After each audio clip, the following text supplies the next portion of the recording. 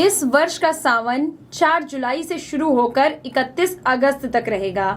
सावन के पहले दिन ही सुबह से ही शिव मंदिरों में श्रद्धालु पहुंचने लगे।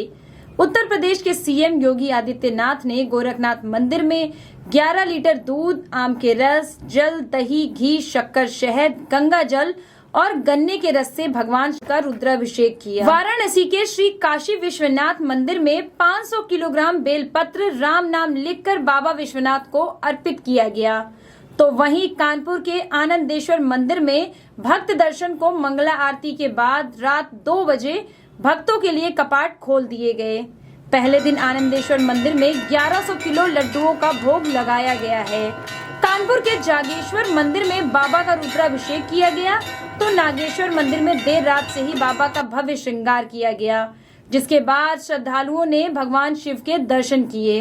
लखनऊ के श्री मनकामेश्वर मंदिर में सावन के पहले दिन 51 लीटर दूध से भगवान शिव का अभिषेक होने के बाद शिव भक्तों को खीर का प्रसाद बांटा गया। राजधानी के अन्य मंदिरों जैसे बड़ा शिवालय, श्री कोनेश्वर, बुद्धेश्वर और महाकाल मंदिर में भी शिव भक्तों ने सावन के पहले दिन पहुंचकर अपनी हाजिरी लगाई।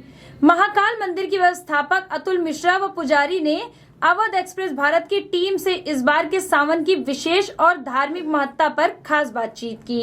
नमस्कार, मैं नितिन अवस्थी और आप देख रहे हैं अवध एक्सप्रेस भारत। इस वक्त महाकाल मंदिर में मौजूद हूँ राजेंद्र नगर के, जहाँ पर सावन माह की शुरुआत हो चुकी है और लगभग इस बार 2 महीने तक सावन का त्यौहार रहेगा। बताया जा रहा है कि इस बार सावन का जो त्यौहार है वो 15 साल बाद ऐसी घड़ी आई है जब 2 महीने में सावन रहेगा और बाबा के दर्शन होंगे। राजेंद्र नगर का काफ़ी चर्चित मंदिर है ये।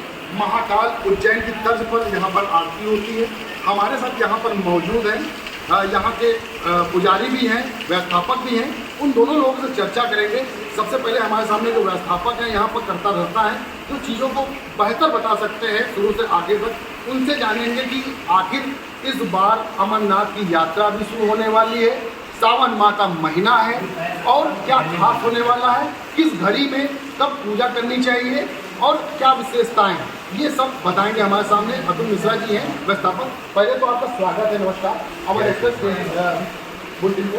तो आप ये बताइए कि जिस तरह से अवध एक्सप्रेस में आपकी चर्चा चल रही है कि महाकाल मंदिर जो काफ़ी चर्चाओं में है, उज्जैन की तरफ पर यहाँ पर आरती होती है, काफ़ी नाम है यहाँ पे, क्या खासियत है और सावन माह का महीना जो कि इस बार 2 महीने तक लगभग रहेगा और उस पर कहीं ना कहीं अमरनाथ की यात्रा भी शुरू होने वाली है और कई चीज़ें खूबियाँ आ रही हैं, क्या कहना चाहेंगे, क्या जानकारी है? पहली तो एक बात आपको बताए, 19 साल बाद ऐसा योग बन रहा है और ये परम सौभाग्य है कि 15 दिन पहले सावन है, उसके बाद में पुरुषोत्तम मास है, पुरुषोत्तम के बाद में फिर 15 दिन सावन का है। तो हरि और हर दोनों मिल रहे हैं।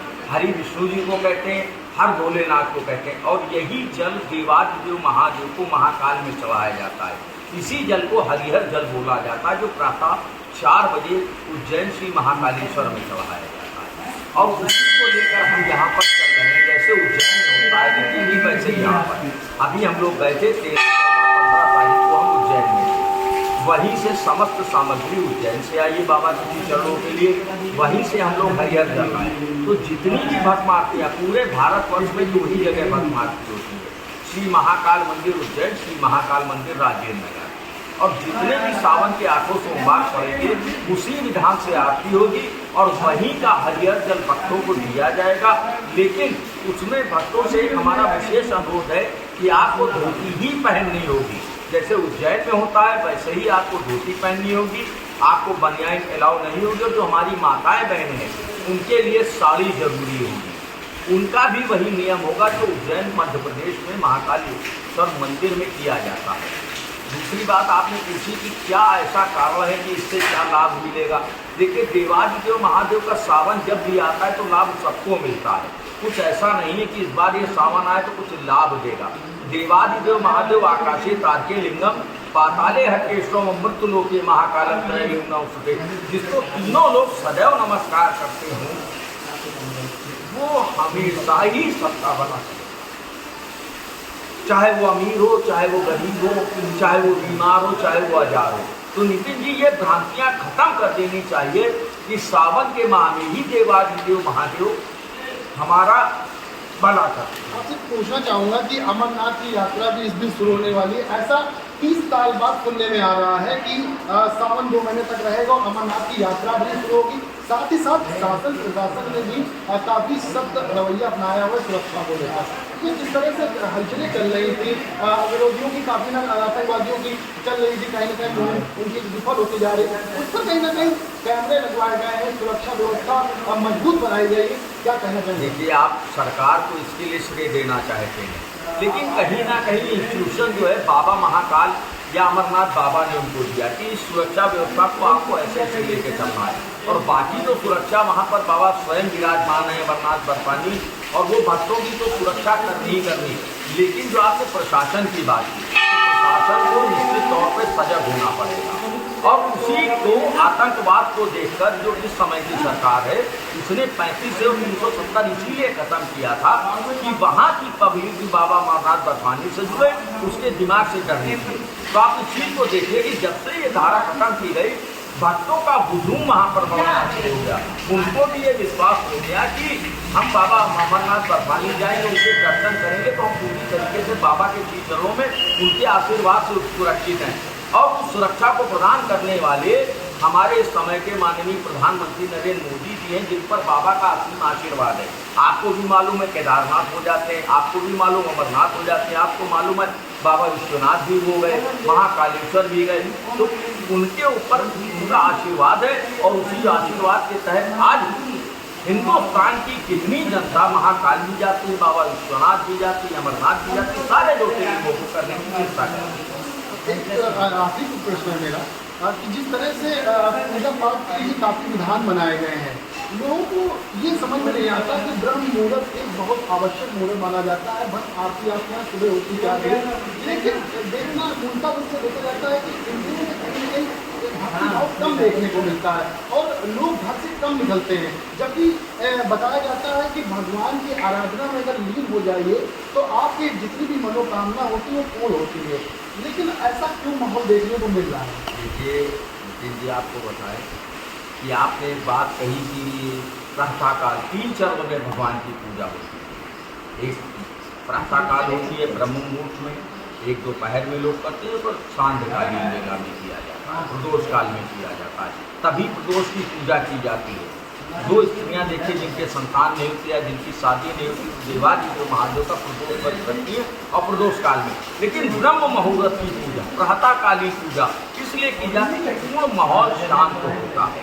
आदमी जब रात में सोकर उठता है तो उसकी इंद्रियां और ज्ञानेंद्रियां स्वयं में सुप्तावस्था होने के बाद जागृत होती हैं, और उन इंद्रियों और ज्ञानेंद्रियों को अपने श्री चरणों में जब बाबा के डाल देता है तो उसका प्रतिफल उसको निश्चित रहता है। दूसरा प्रश्न आपका आया कि क्या कारण है कि भक्ति भाव बढ़ रहा है।